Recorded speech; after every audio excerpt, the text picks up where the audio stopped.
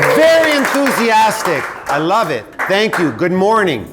Ken Westfield asked me last week, how do you decide which nonprofit to give to? How do you spend your time? How do you spend your resources, your talents contributing to nonprofits when there's so many out there?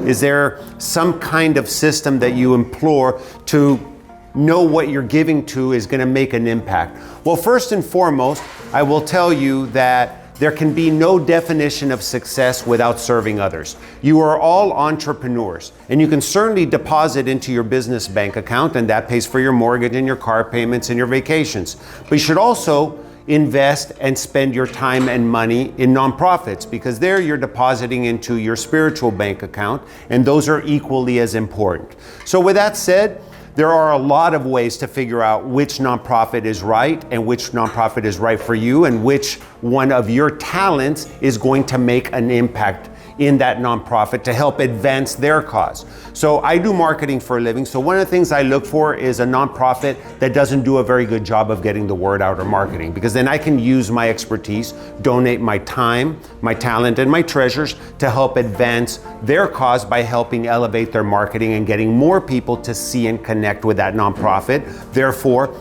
making them more money. One way.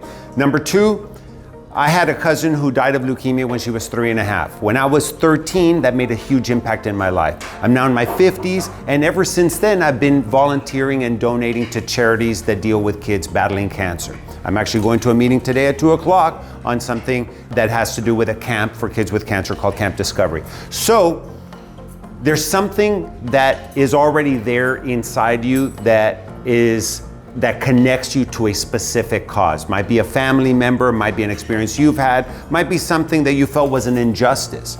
Definitely pursue that as a possible nonprofit to help out. Now, there's a whole bunch of other ways to figure out. You can go to guidestar.com or .org and look and get a listing of nonprofits, what percentage of the money goes to the actual cause versus the overhead, how much impact have they made.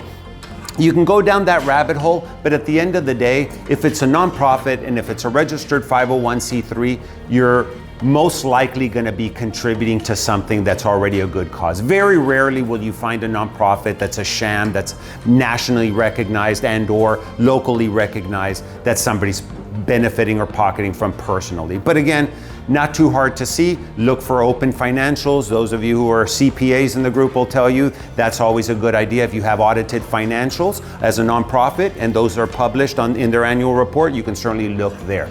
Okay? Now, here's one thing that I will tell you has made a significant impact in my life as I connect to nonprofits, and is what I recommend to you guys. Some of you are already doing this, so I'm not insinuating that you're not doing it already. But if you're not, put it on your radar. If you are doing it, do more of it. So here it is. Very simply, get your hands dirty.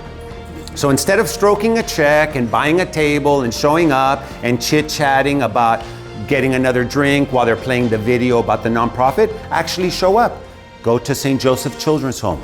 Go to the food bank, volunteer on a weekend, sort cans, maybe go down to Haven for Hope, pass out blankets, do something like that. Once you connect at a grassroots level, then you'll be hooked for life.